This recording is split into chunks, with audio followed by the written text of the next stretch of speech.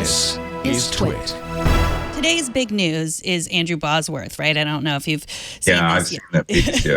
So BuzzFeed leaked a memo that he wrote about, he says, so we connect more people, that can be bad if they make it negative. Maybe it costs a life by exposing someone to bullies. Maybe someone dies in a terrorist attack coordinated on our tools. And he goes on to say these things that sound really callous, and he defends himself by saying this is how we did it at Facebook. We put out big ideas, and then we had, people, discuss them, and he got a lot of feedback back, and it opened a good discussion. And so there's something to be said about that, but we're talking about a company that has so much impact, like you said. I mean, the world wasn't going to change fundamentally if Apple went under, but I mean, I guess you could make an argument that our lives would be different if Apple did go under then. It would be very different. There's no doubt about it, but we would still have something that looks like this. Yeah, and we would have something that looks like that didn't have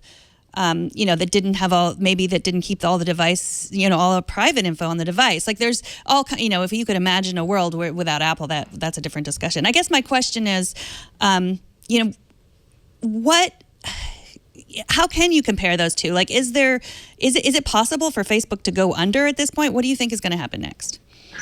I think it's entirely possible for Facebook to go under, but it won't go under as dramatically as it seemed Apple was about to go under. As you may recall, Apple was essentially saved through a landmark deal with its nemesis, Microsoft. Mm-hmm. It was like, a multi-$100 million deal where Microsoft just basically saved Apple. And the reason it saved Apple is it needed a competitor. And I don't think, it's that, I don't know that anyone would come in and save Facebook, but I could see Facebook going the way of Yahoo, right? Where it sort of has a massive business that just declines for years and years and years. And people like 2 years from now are like, yeah, I used to love Facebook, but man, I don't use it very much anymore. And kind of don't like the company, but it has its core users who never stop using it. And, but it falls out of favor. And over time, even Instagram or WhatsApp to fail to continue to grow. I could imagine a scenario like that. But my issue with Facebook, and this is another piece that I wrote called "Facebook Can't Be Fixed," which I wrote in response to Mark's New Year's resolution, is that their core business model is, fundamentally a creator of externalities that are very difficult to change. They have built a business that gives advertisers, and particularly legions of small advertisers. We tend to obsess about the Procter and Gamble's and the GMs and the Unilevers of the world using Facebook, and they do. They spend hundreds of millions of dollars on the platform because it gives them incredibly targeted, messaging space. But the real power of Facebook is the same power that Google has in Google search and at YouTube, which is the millions of advertisers who spend $50 or $100 or $200 a month. And they are the long tail of power and they're doing God knows what on the platform, right?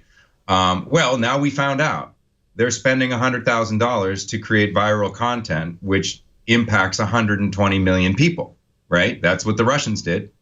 So the power of that platform is so dramatic. And the system, the self-service system they built to target that content so accurately and with such impact is such an amazing business that if they were to throttle that business, we're not talking about a 10 or a 15 or a 20% revenue hit. We're talking about a 50% revenue hit. And I don't think they'll ever do that because they'll get sued out of existence by their shareholders. You know what I mean? So they're in this sort of capitalistic catch-22. And that's a creation of our society. Facebook is what it is because we set the rules such that Facebook would be created. You know, it is a natural outgrowth of the world we built.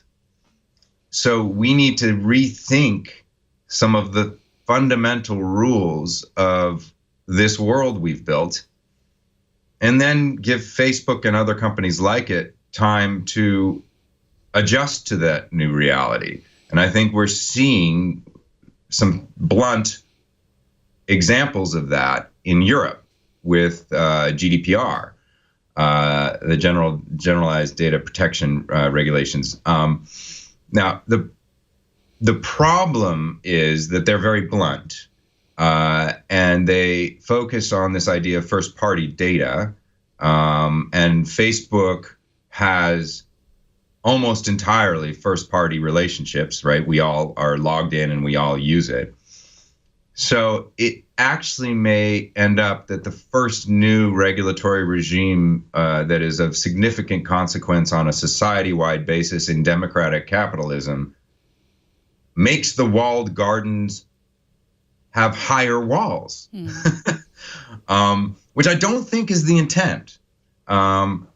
But it's interesting nonetheless, and it is a step. And the question is, what are the next steps? And that's the reason that at the work I'm doing now with NewCo Shift, is to have a conversation about the intersection of technology, business, and politics.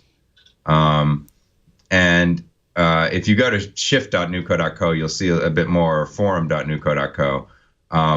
We spend an inordinate amount of time talking about what is the role of business in society, how do we rethink the relationship and expectation set of business as it relates to society. And I think that's a conversation that's probably the most important conversation we can have right now. Just as back 25 years ago, we thought that the most important conversation that we could have was, what is going to happen when technology impacts society, right? Mm-hmm. Now I think the question is, okay, we can see it everywhere around us. What are we going to do about it? And the beauty of this, and also it's a hot mess, but the beauty of it is that everyone wants to now have that conversation. So how do you do it at scale? And I think if you look at Facebook's response, they're like, well, what do you mean? How do you do it? We just built a platform that is perfect for this conversation. Just do it on Facebook. Do everything on Facebook. As a matter of fact, the whole problem can be solved if everyone just uses only Facebook. Just keep using Facebook. The answer to fixing Facebook is use it more. No.